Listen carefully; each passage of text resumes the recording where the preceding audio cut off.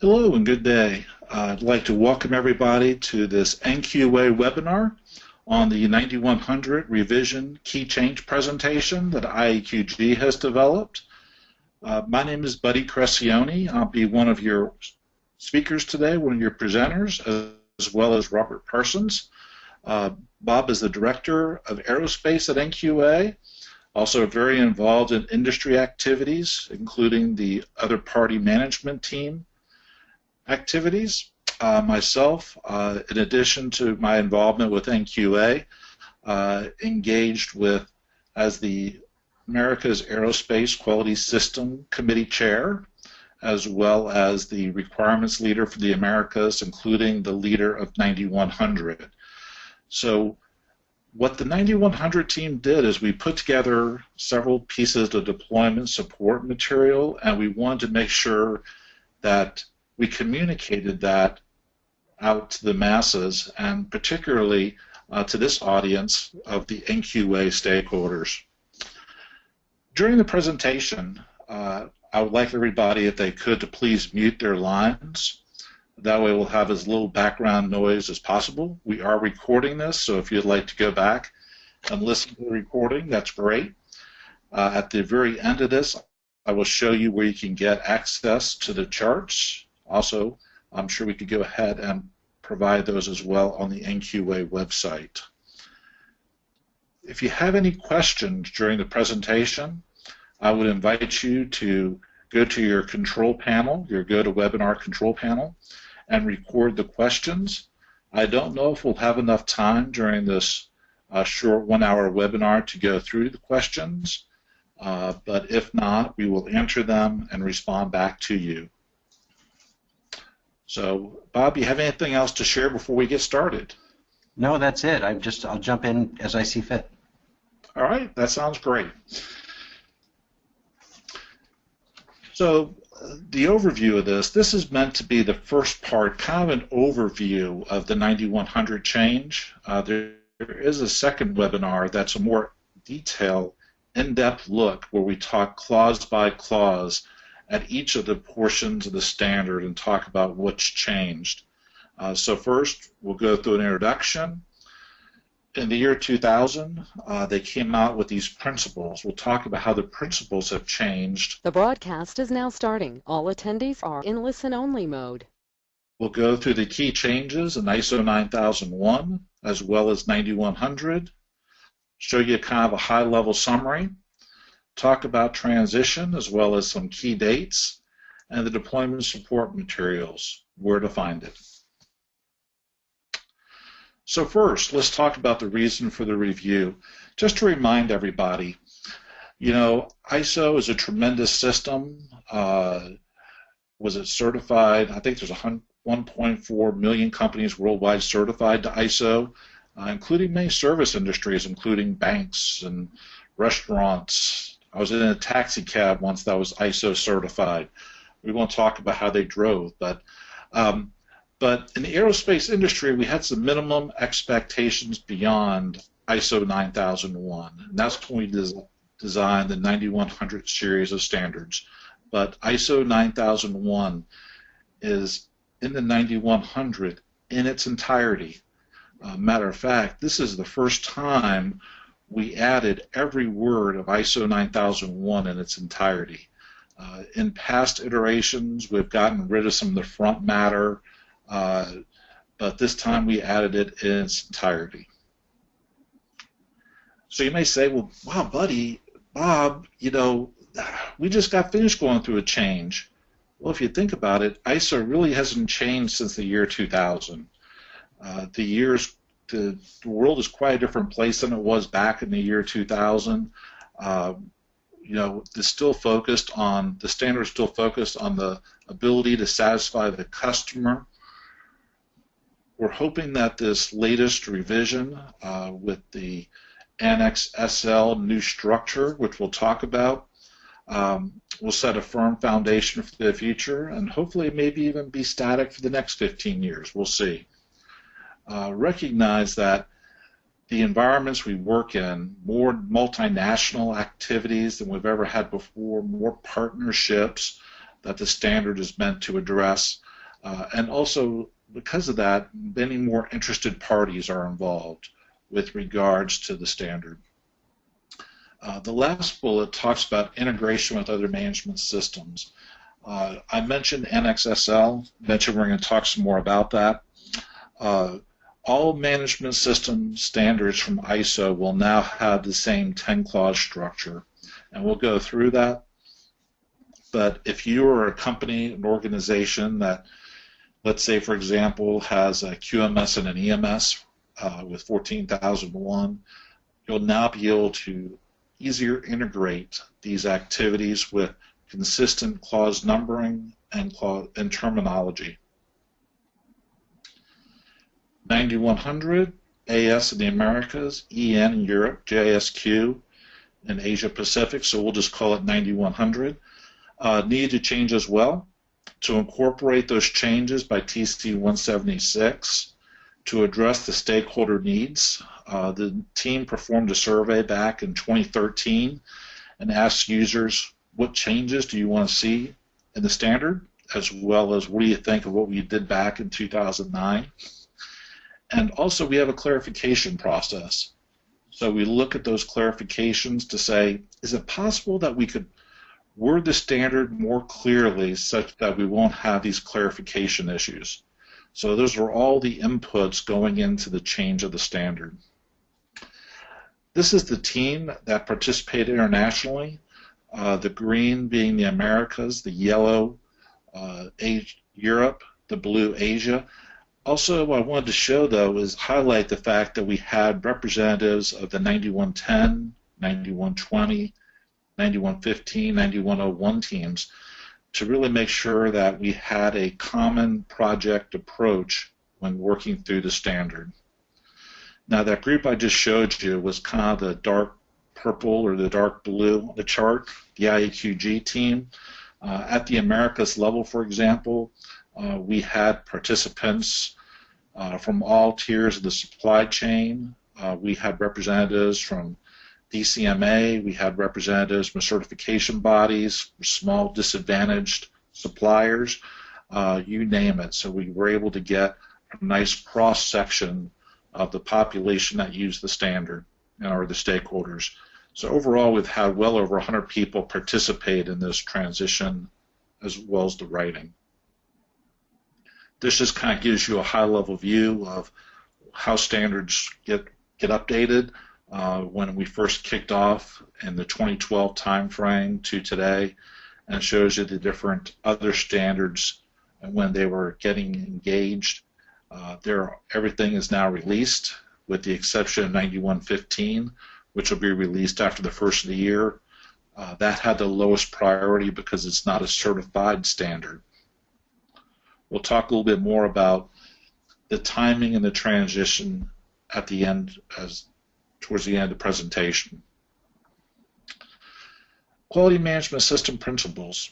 I mentioned this, that we came up with these principles in the year 2000 to kind of help people understand the focus between going through the 20 clauses to the new structure of, back then it was 8 sections. Let's see how they've changed, and you can see there's been very little change. Customer focus, leadership, still key. Instead of involvement, we talk about engagement of people. The systems approach to management has now been integrated into the process approach. Instead of factual approach to decision-making, evidence-based decision-making, mutually beneficial supplier relationships to overall relationship management, which kind of goes in with the thinking of interested parties, and we'll talk some more about interested parties. So let's talk some then about the key changes in ISO 9001. I already mentioned the high-level structure and terminology. We have some slides coming up on that. Risk-based thinking. Please, if anybody tells you that the concept of preventive action has been taken out of the standard, that is wrong. Where the clause preventive action which used to be at the very end of the standard, as you know, has been removed. It's been replaced with this concept of risk-based thinking, where we have it right up front as part of the planning in 6.1, and it's sprinkled throughout the entire standard. The process approach has actually been strengthened. You remember the process approach was first introduced in the year 2000. It has been strengthened, I believe, in part because of some of the good work of the aviation, space, and defense community with regard to things like pairs. ISO also emphasized change management. They benchmarked themselves against different excellence models, and they realized that change management was not a strength area, so that has been bolstered. And finally, the new introduction of knowledge management, a new concept. We'll talk some more about it, but how do we capture knowledge to make sure that as we have continuity of operations as people come and leave the organization? Other key changes from ISO. Right up front in Section 4, we talk about the context of the organization. We'll talk some more about that in the 2-hour presentation, but it really gets you to kind of look at things from an organizational perspective. What are my issues, both externally with regards to the environment in which I'm having business, my competitors, my regulatory environment, as well as my internal issues. What's my internal culture? So it's really forcing you to kind of look at your organization. Many times organizations do this during their strategic planning activity. Maybe they'll do like an organizational SWOT, strength, weakness, opportunities, threat, very much in keeping with this area of context of the organization. Aligning the policy and objectives with the strategy of the organization. It was always kind of inferred, but now it's actually called out as a requirement in the standard to make sure that, you know, the policy is supposed to be your North Star, you know, what you're shooting for, almost your mission statement. And the objectives should be, here are the ways we're going to go get our organization there. So now that needs to make sure that that aligns also with your strategy. Explicit performance evaluation requirements. There's many more requirements within this version of the standard with regards to performance and results than have been there before. So very much more of a measure of how do we know we're achieving our objectives and meeting our goals. Greater flexibility with documentation. In the past, there was these 6 required documented procedures. Now there's giving some flexibility of how to go deal with documented procedures. You don't even need to have necessarily them documented. It can be, you can have websites, you can have signage, you can have videos, embedded videos. So the standard no longer mandates a certain way for you to go share information to your workforce. It allows some flexibility. So, but please do not take that as, hey, let's go have a bonfire of all of our procedures. I don't know too many organizations today that just have a quality manual and 6 procedures. Many organizations have made conscious decisions that we need a certain amount of documentation to ensure consistency. And oh, by the way, to capture organizational knowledge. Finally, the standard, we always talked about the fact of, it, you know, we talk products, it includes services. But if you were to put the word services in the standard, some of the requirements just didn't make sense. So this standard is much more compatible with services. Anything else you want to add on that, Bob, before we start getting into some of the details? No, I will say that, yeah, when it comes to like the quality manual, the procedures and that type of thing, the general feeling I'm getting from the OEM, at least here in the United States, is that if you get rid of them, do it at your own peril because they're going to be looking for it. Contractually, a lot of these things that may not be required anymore may contractually be required, and you may not know it. So, just a word of caution. Yep. Thanks. So let's talk about terminology and high-level structure. As I said, in the past we just talked to products. Now within the standard we talk products and services. Before there were exclusions, which is kind of the negative. Now the standard talks, the new version talks about how requirements are applicable. Previous version talked about whether something was a document or a record. It was actually interesting. People used to get into fistfights over something was a document or a record. And ISO said, well, we don't really care. It's all documented information. If it's maintained documented information, you're talking about documents or procedures. If it's retained, then you're talking about records. Purchased product, now called externally provided products and services, and supplier external provider. Now, just because the standard now calls records retained document information does not mean that your system, you need to go do a search and replace on all of your procedures. But I would recommend that probably in your quality manual or your top-level document, you just say, oh, by the way, where the standard talks about retained document information, we call that records. Don't know about you, but that's what I did on critical items when that was brought out in the year 2009. I didn't go change all my fatigue, fracture, critical type drawings or part markings. I just said, hey, we have a bunch of different types of critical items. It includes fatigue, fracture, critical, interchangeable, replaceable, and here's how we go handle each one of those. So, also just to remind people about the definition hierarchy. If it's a definition that's in the standard, it has the highest level of hierarchy. If not, then please go use ISO 9000 2015.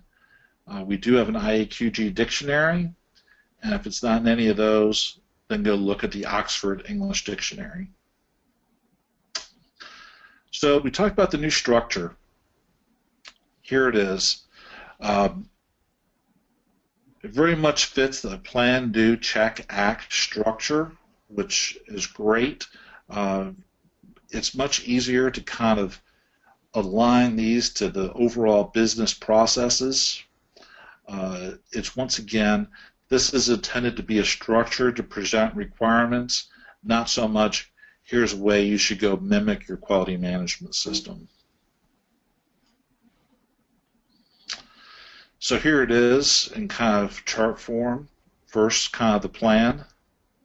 You see there, and it talks about the context of the organization, defining your system, leadership, talking about commitment, the planning aspects, including risk and planning of changes and your objectives. 7 being those supporting processes that you need for your quality management system. That's all the planning. The doing is section 8, formerly known as product realization. We now call it operation.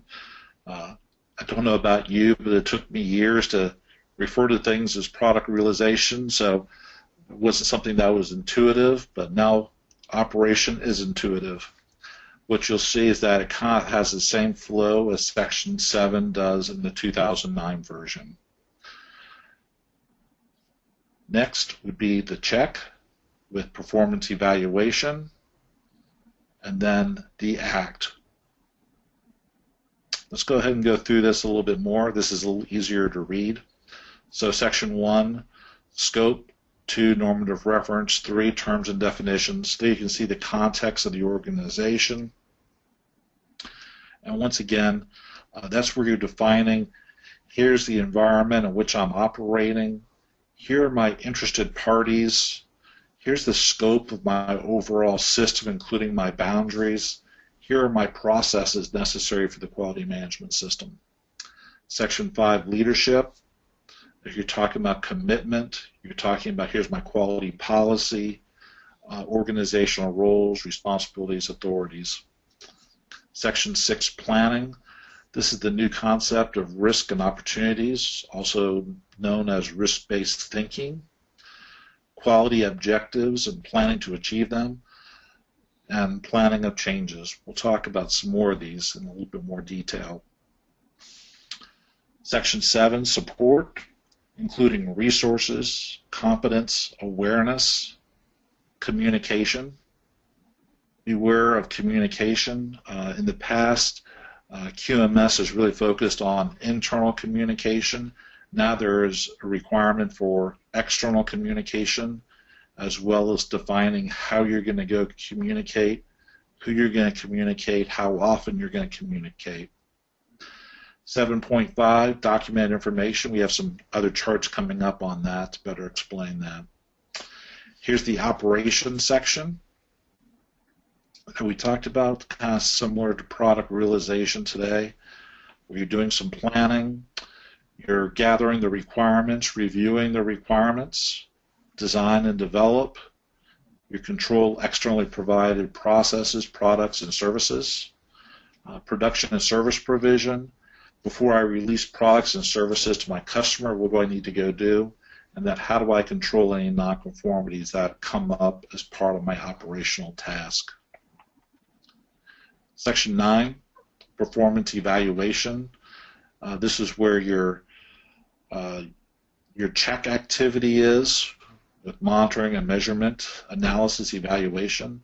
I'll have to say that the standard has beefed up kind of its analysis of data aspect that's been in there in the past. Internal audit, management review, and then finally your ACT, your improvement, nonconformity, corrective action, continual improvement. That's just kind of a real quick run through, but want you to hear it multiple times as well. So some people are asking, you know, if you go ahead and your current quality management system is laid out according to the standard, including your procedure numbering, do I need to go relay it all out in the new structure? No, there's not a requirement to go do that. But if you are going to go change the structuring of your documentation, we highly recommend you do it around your business process of your company. That's something that means something to you. It's your language, your structure. You're in control of that structure and how it changes. Obviously, you probably have more requirements that you satisfy than just AS9100 series. So this allows you to make sure you're meeting all of your requirements and sets a foundation for the future. Here's just an example of a particular process-based QMS. I'm sure everybody here, obviously, you have your own. Okay? So let's talk a little bit about risk-based thinking. That's the next theme. If you think about it, it's something many of our businesses do automatically and almost subconsciously, and it's always been kind of implicit with regard to the standard. The whole standard's been built around risk-based thinking and being proactive. So this whole risk-based thinking is really includes the whole quality management system from the beginning of the standard throughout the whole standard, and it really drives home the part of prevention. So in implementing this, we'd encourage you to use a risk-driven approach to your organizational processes. You know, determine, identify, and prioritize what the risks are, determine what's acceptable, what's not acceptable, where do I need to go take some kind of actions, plan those actions to go address the risk. You know, can I avoid it? Do I need to eliminate? Do I mitigate the risk? Implement the plan, take the action, check for effectiveness, did it work properly, and then learn. And do I need to go make any changes into my system because of what I learned from doing my risk assessment? Overall, what the standard is trying to do is change the mindset and encourage organizations to be more proactive, to focus on priorities and what adds value to delivering value to your organization, to your customer, to deliver products on time and of highest quality. Ensures the resources are aligned to the particular issues and risk. Make sure that we have a better chance, better probability of reaching our objectives, and reduce negative results. Okay. The process approach. As I said, this was introduced back in the year 2000. It's amazed at, it's 15, 16 years ago, yet some companies still struggle with it today. All about, how do we transform inputs into outputs, and what are those controls? It's interesting because some people get confused, or like, well, I'm confused, buddy. Is it the process approach? Is it risk-based thinking? Is it PDCA? You keep saying all these things, and it's all of them. These things all are working together with regards to the quality management system. One feeds off another. So here's just a little diagram, once again, about what plan, do, check, and act mean. But would encourage you to study up on that if you have any questions on that. The beauty of the process approach is, it really is what makes the standard scalable. I've been involved with implementations and auditing of 27,000 person company across 10 sites. I've also audited two-man machine shop in Arkansas, all to AS9100. The approaches were different, obviously.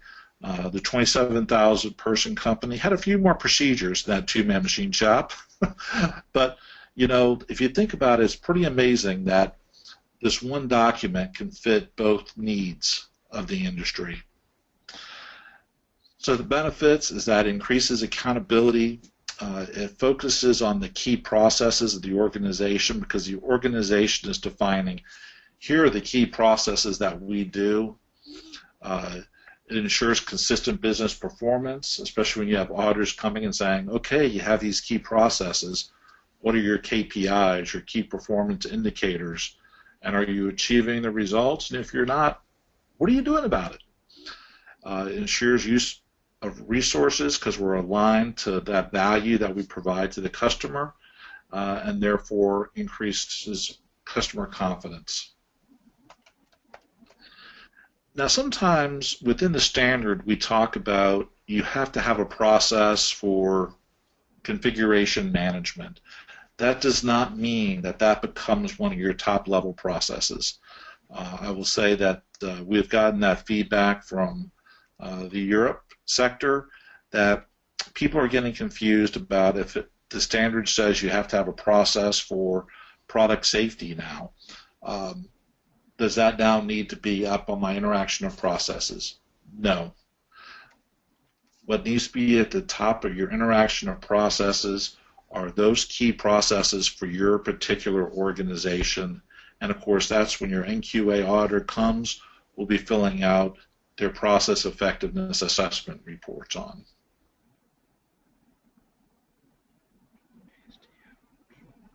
Okay, let's talk about the concept of change.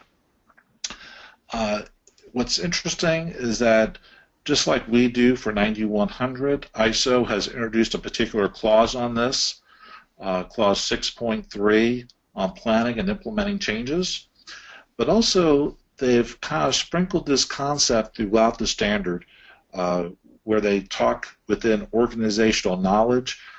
Obviously, as your organization changes, the need for organizational knowledge changes, so you need to make sure that change aspect, I'm gathering the new knowledge that I need, how do I retain that, how do I share that?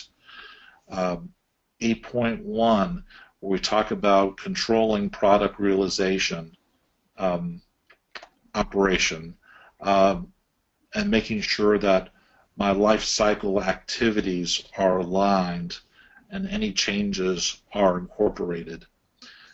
824 with regards to the requirement flow down from my customer. As those requirements change, how am I going to go manage that change? 836, design and develop. As my design changes, what are the appropriate changes? And finally, 856, you're talking about changes in your production activity. How do you control those? So the whole intent here is, as change occurs, how do we make sure that it's appropriately managed such that we have business continuity, that we consider potential consequences and the integrity of the system is being maintained? That's the benefit to having a robust change management process. Organizational knowledge. A new requirement in the standard. The whole intent is to safeguard loss of knowledge. So we're not so reliant upon a single person or entity. It's kind of interesting with many of our organizations. We do some kind of like competency matrix where we can make sure that we're not just one person deep in certain areas. And this is the same kind of concept. What we want to do is make sure that we're not one person deep, that we're not relying upon a single belly button, a single person, such that if they were to leave, we would, we'd not have the good organization sustainability to continue on. So how do we go acquire the right knowledge and share that particular knowledge? One of the ways to go do this is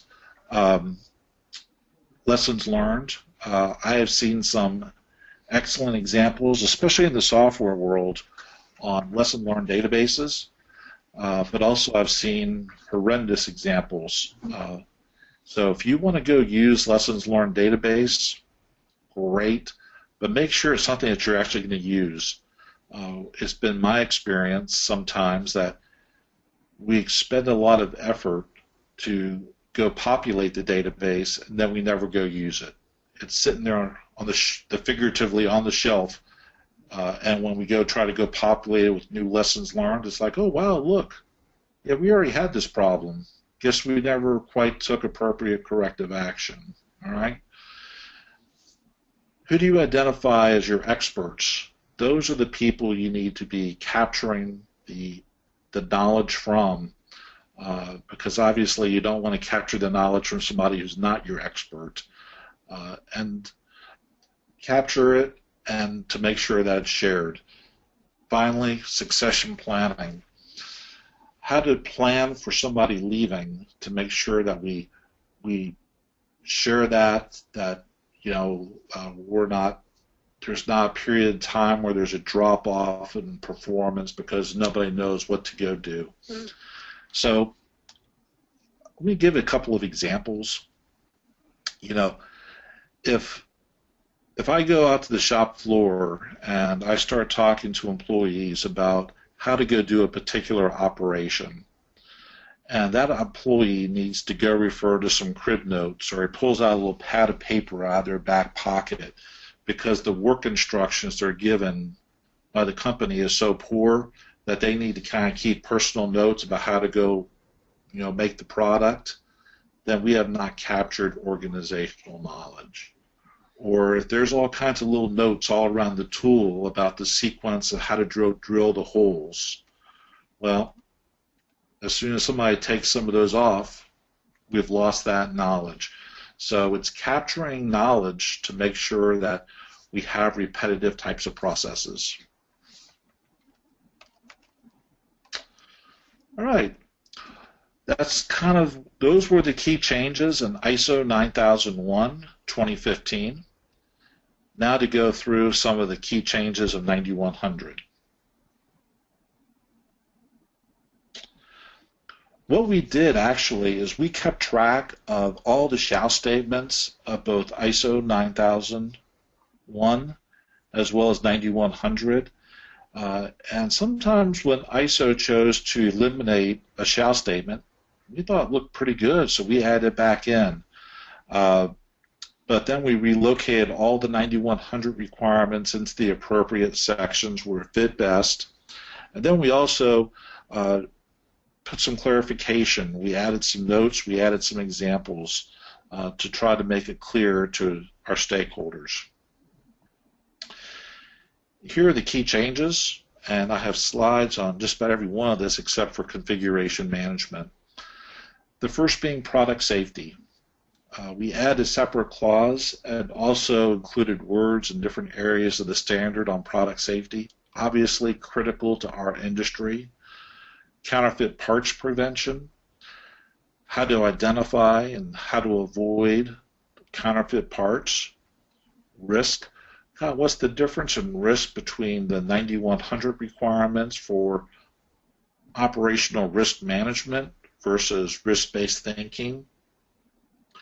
Awareness, we added some additional requirements of leadership flow down to individual contributors that we expect them to be able to verbalize. Human factors, requirement 9110 for many, many years, and now a requirement within all 9100 series of documents.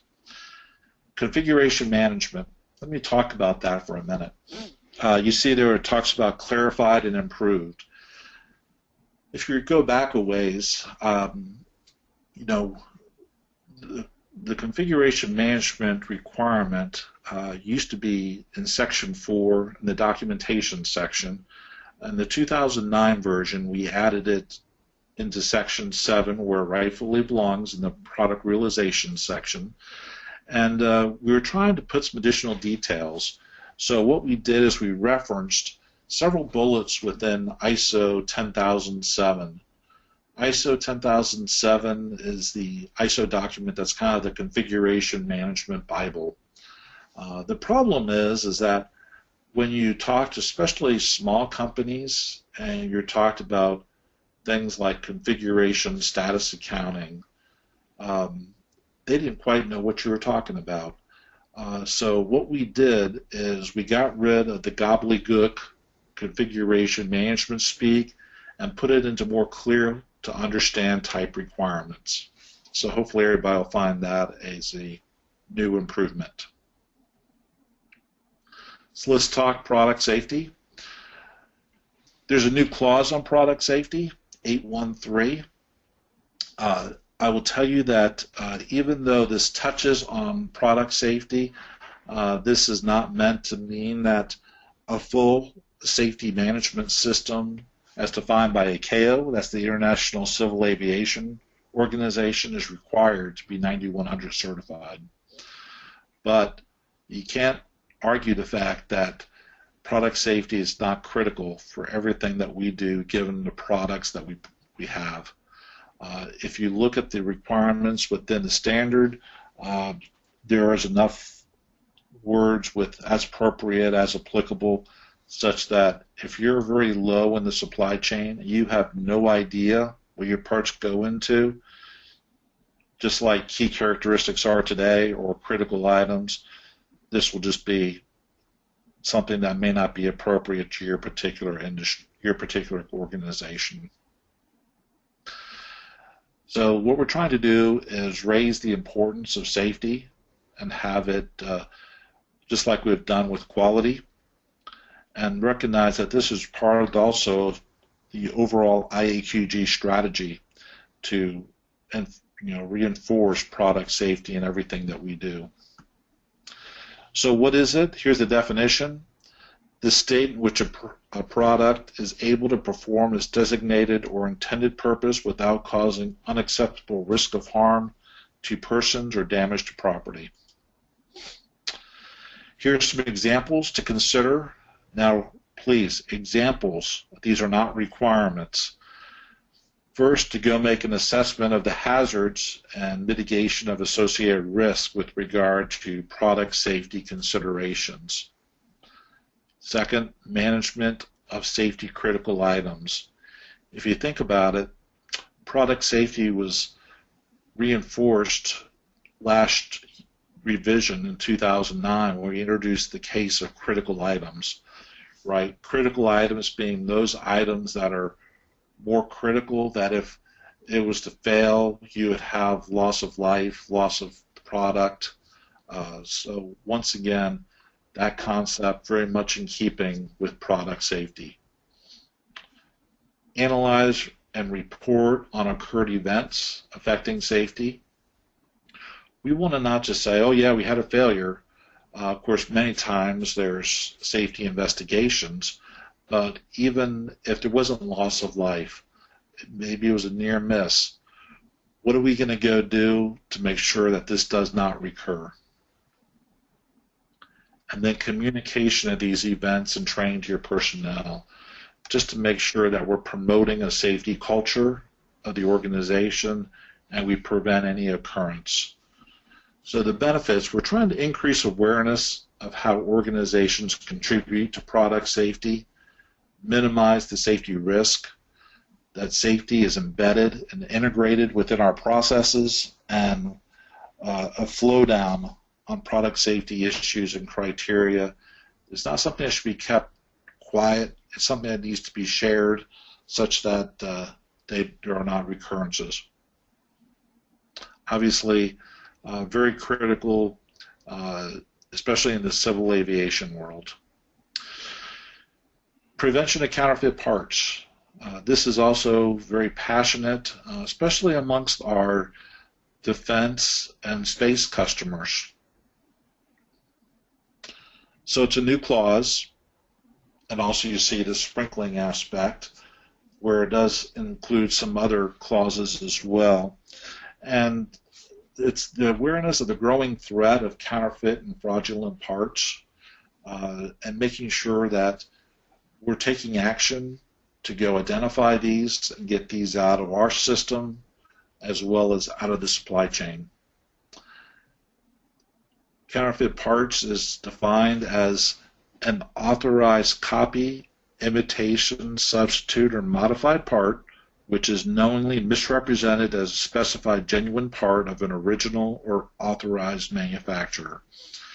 What's interesting is that we tried to utilize some of the other SAE committee information for the definition, and bless their hearts, they're just all over the place. There really was no one common definition. So what we did is we had talked to people on those committees and tried to go meld one where it seemed like where everybody was going.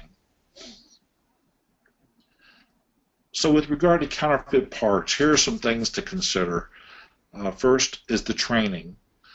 We need to make sure our procurement personnel who are rewarded for finding the low-cost products recognize that there could be some risk associated with trying to get the low cost. Yes, sometimes if it is too good to be true, it is too good to be true. Our inspection personnel, after the procurement, they're the next line of defense to try to go identify what's coming in, what looks odd. Raise your hand if something doesn't quite look right. Let's go get it tested to go make sure it's the right component. How do we go design within our processes to minimize obsolescence such that we don't have this problem which lends itself to counterfeit parts? Obsolescence monitoring, actually within the design and development clause now, we require consideration for obsolescence.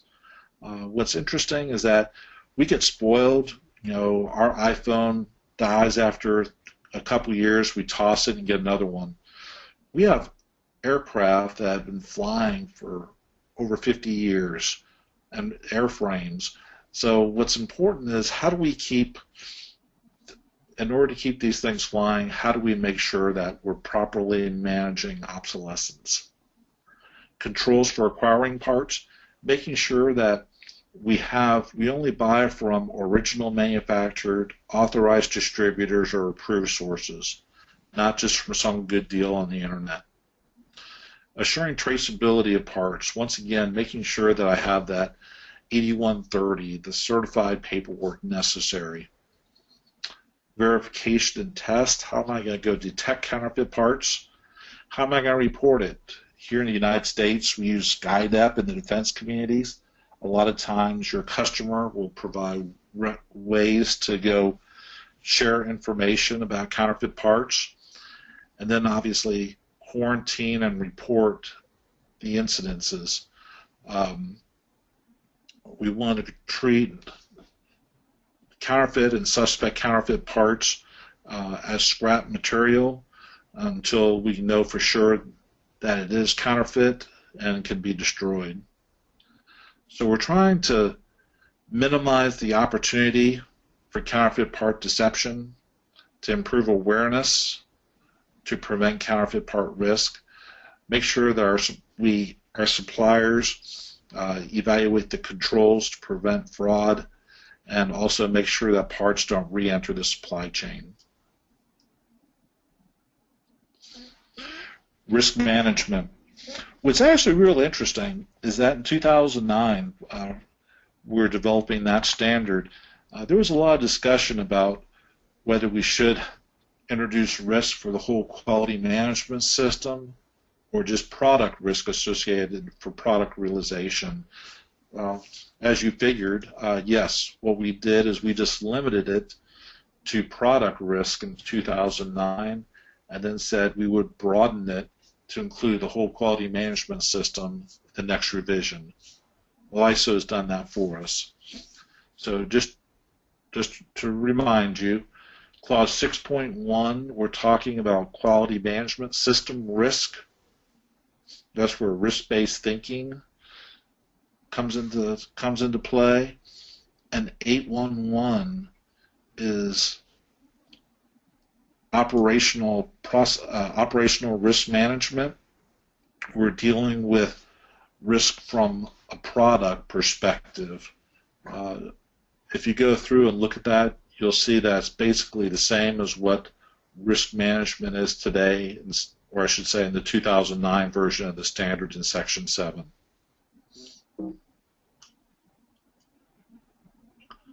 Awareness.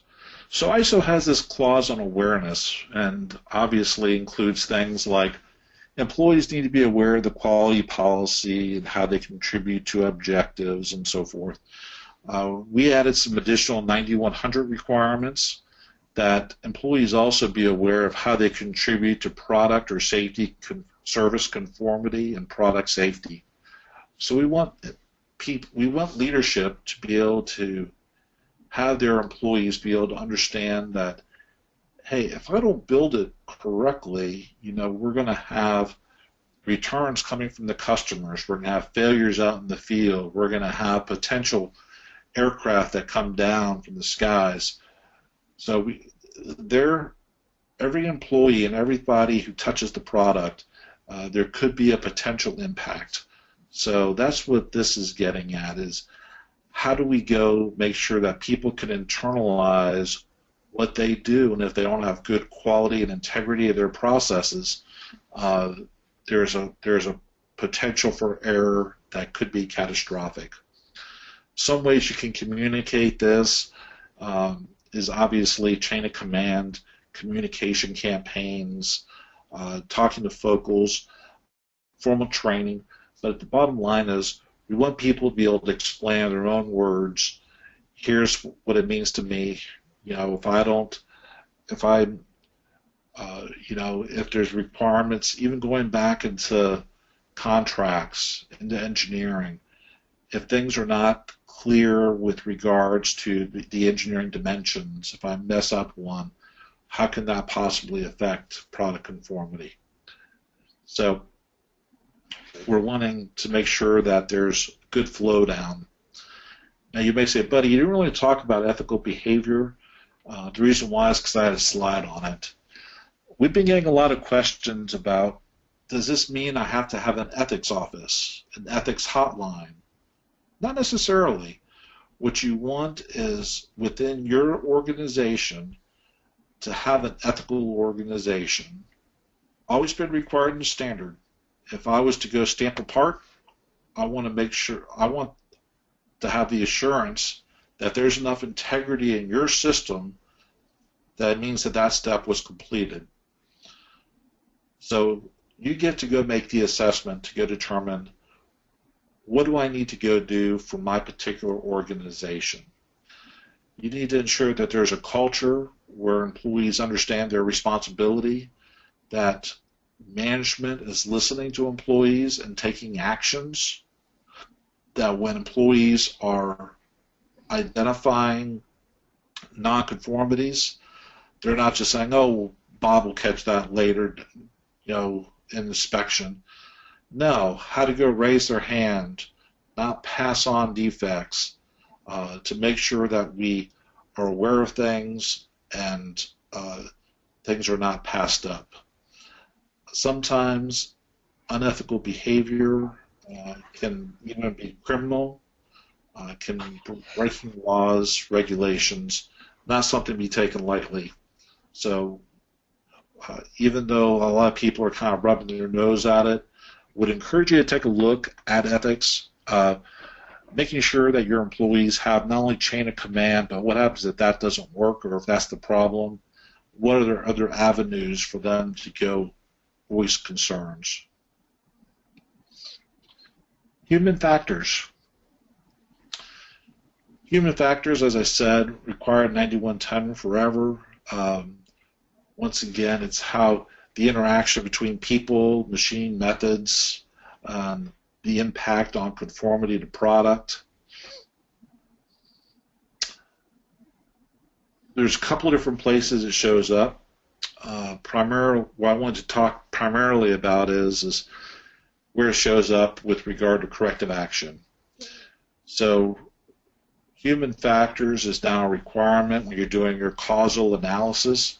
If you come up with the cause of, oh, it was a human error, don't stop there. The question is why was it a human error? Was there ergonomics involved? Is the job not designed correctly? Trying to find out some of the whys to try to prevent recurrence of this. Now, does that mean that human factors is required for each and every corrective action? No, it's as appropriate, but it should also be something that we drive our corrective actions and our causal analysis until we truly get to root causes. Other places this shows up as far as human factors is in clause 714. We used to call it work environment, now we call it environment for the operation of processes. Obviously, we want an environment that's conducive to people wanting to come to work, to people building conforming product. Also, it's called out in 851G. We talk about mistake proofing, prevention of human errors, and designing of work. How do we go design it such that we can prevent human errors as much as possible? So if you say, okay, buddy, you've been talking a long while, but I need to go share this, and could you show me all these changes on one chart? Here it is. So the black text is the ISO 9001 major changes. The blue italics are the 9100 changes.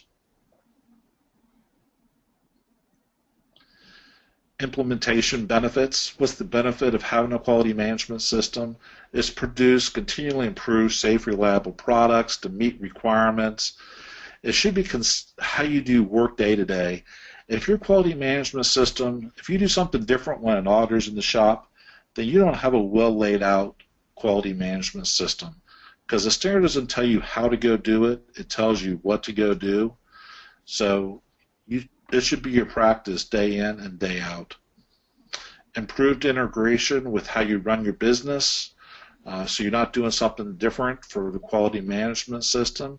It's adding value, making sure that your complete supply chain, your stakeholders are engaged.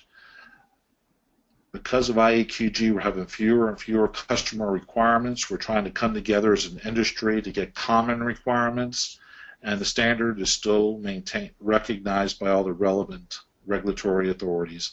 So, for example, in the United States, for aviation, FAA, space, NASA, defense, Department of Defense.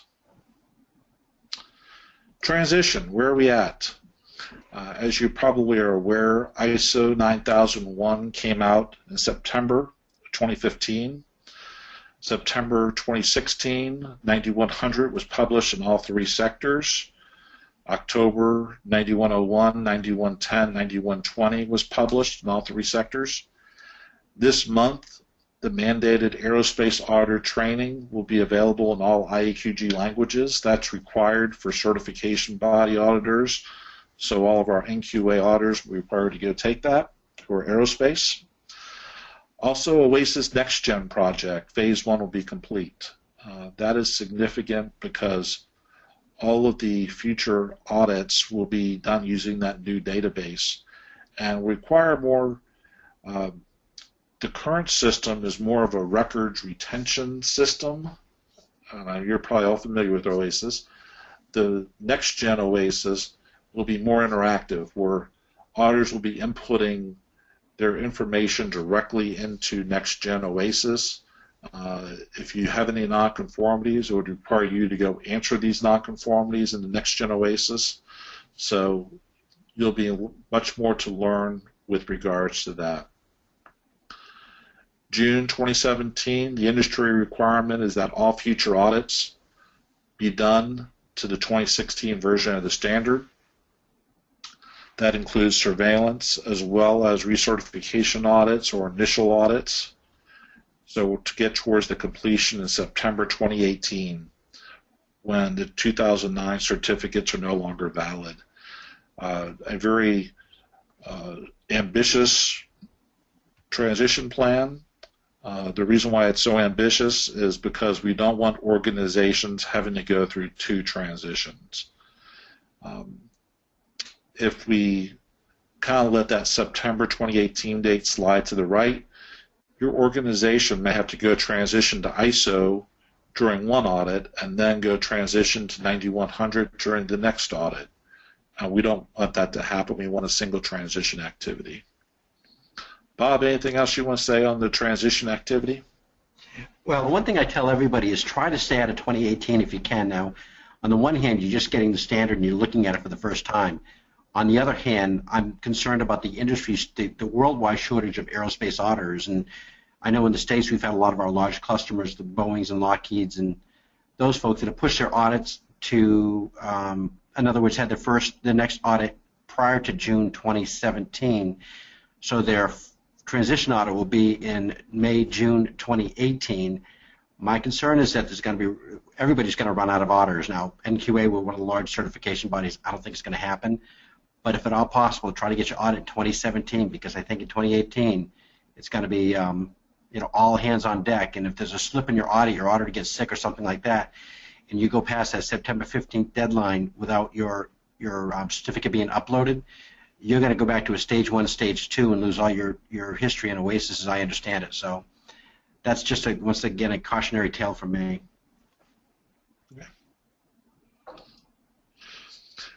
So deployment support material and where to find it. So if you go to the www.iaqg.org website, you can, on the left-hand side, there's something called deployment support material right there with the number 1 with the red lines pointed to. Either there or up in the top right, there's like, I think, IAQG standards or questions. Just go click that. It brings you right to the screen on the right. That's all the standards that IAQG publishes. The ones with hot links have information populated. Eventually, they're all going to have information populated. But you can see 9100 there, so click there. And here's what the key changes presentation I just gave is. Actually, the key changes in the current website is actually the second bullet. The first bullet is an executive presentation, a presentation that's even a little bit higher level than this. The clause-by-clause presentation is where we talked about being a little bit more detailed. Correlation matrices that show the interrelationship between the 2009 to 2016 and the 2016 to 2009.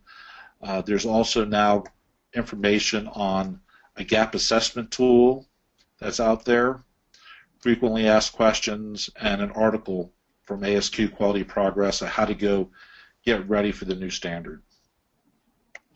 So it's just about the top of the hour, so we're done with our hour, but hopefully if you had any questions, you went ahead and recorded them. I'm not seeing any, but... you know, buddy, one thing I suggest, in that we have 40-something people on the phone, so it's not an overwhelming number. You could always open up everybody, and just kind of take the questions one by one, and just hopefully don't get inundated with people talking over each other. Okay. If people are willing to stay a little bit late, we can definitely do that. All right, let's see.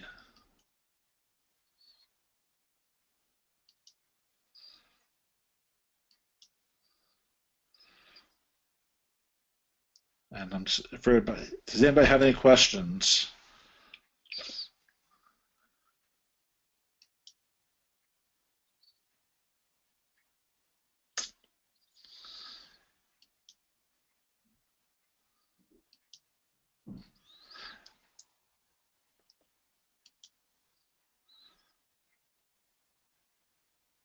Okay. And maybe the fact that I don't know how to unmute everybody, because I see it looks like everybody has been muted.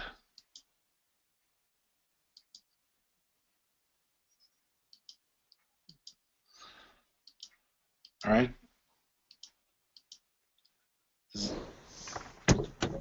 anybody have any questions? All right. I'll tell you what we'll do, Bob. I'm not seeing anybody.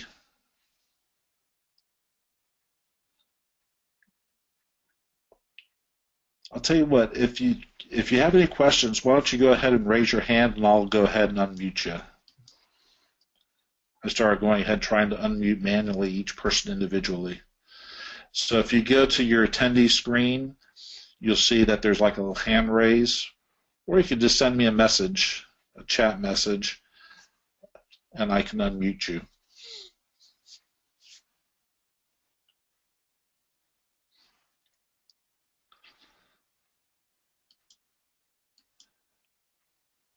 John, you had a question.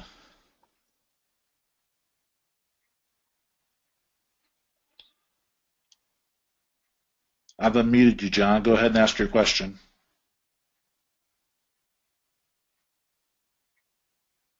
You hearing me now? Hey, there we go. Yeah, could you tell me when the 2-hour webinar is, please? The next session. Bob, do you know when that's going to be?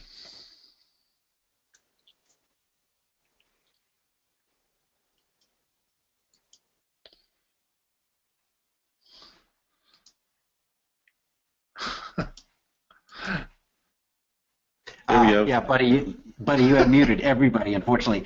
I do. I'm looking at the schedule right now, and I'm trying to see when exactly that is. I think it's December 14th, 11 to 1 p.m. Eastern Standard Time. We'll have to get that out for your time, but it's right now it's December 14th. All right. So that's what happens when you give me the control. All right, then, Mike, thank you for the nice comment. All right.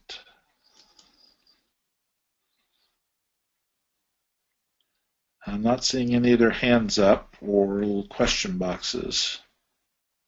Up here we go. Daniel,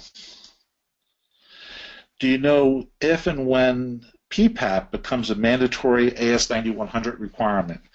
Boy, Daniel, you know how to really stir up the room here. There was a lot of discussion about how much of APQP and PPAP to include in the new standard. And I will tell you, if you have that kind of background, especially when you get to 8.1, where it talks about planning, you'll see some information that has some words that sound very APQP, PPAP, PAP-ish, but there is no requirement for APQP or PPAP to be AS9100 certified currently. That will probably be re-looked at as part of the next revision, but currently in the 2016 version is not a requirement. With that being said, I would alert everybody that there's a new standard out there that IEQG has published, AS 9145, which is APQP and PPAP, and I know some OEMs are planning to flow that down to their supplier base. So you may start seeing it coming down as part of that requirement. Okay? But thank you. Are there any plans for 9120 specific webinars? I will tell you to go to if you go to Oasis, there is some communication with regards to other webinars that IAQG is covering, and I know there are some 9120 webinars that are planned. Great. Thank you for the nice comment. Is gauge R&R required as part of planning? Not specifically called out. Matter of fact, it was kind of interesting because, and I don't know how many people followed the ISO revision process. There was the whole calibration aspect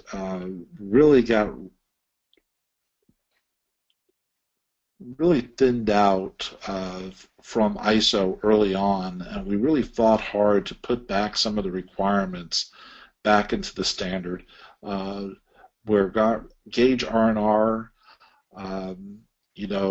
highly valued, not specifically called out though as part of the standard. Okay. Other questions?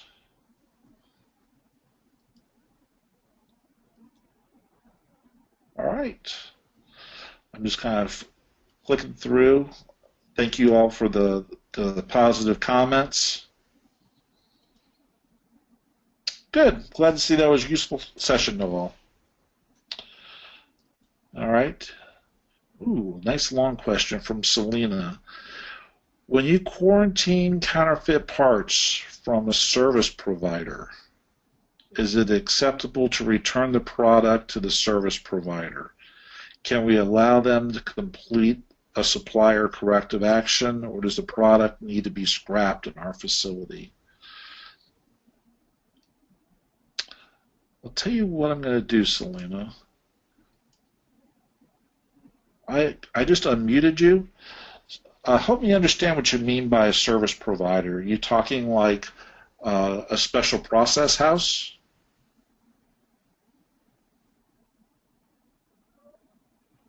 Selena? You should be unmuted.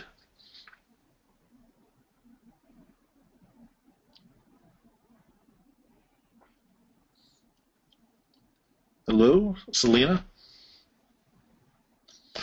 You're unmuted, so you should be able to ask your question.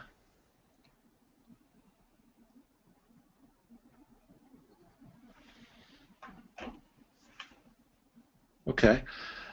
Bob, do you have any idea what she's kind of getting at with regards? I can't see the question. Can you read it to me again? Okay. When you quarantine counterfeit products from a service provider, is it acceptable to return the product to the service provider? Can we allow them to complete the supplier corrective action, or does the product need to be scrapped in our facility? No, I think I know I'm not sure about the service provider part, but the short of it is that the standard does talk to not letting product back into the supply chain. The only example I've seen where you can let non-conforming product or not non-conforming product, counterfeit parts or non-conforming product or that type of thing out back in the supply chain, if in fact it's part of a assembly, that's a higher assembly you can't get to. In other words, it's part of a warhead, and you're not authorized or capable of taking out of that warhead, you can send it back to the supplier to remove that component that's a known suspect component. But that's the only reason, that's the only way that I can really think of. The general consideration in the industry is that No, if you have a suspect components and non-counterfeit parts, they're not to leave your facility. It doesn't Right. mean you have to scrap them. It's not to leave your facility until they're, until they're dealt with in some means. Yep, agreed. And thank you for. I now see all your comments and your questions. And she was talking about like an outside processor. So this, yes, the same thing would be true for an outside processor as well. Right. Okay.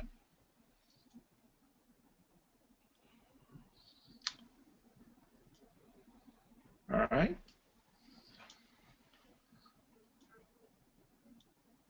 All right. About to say,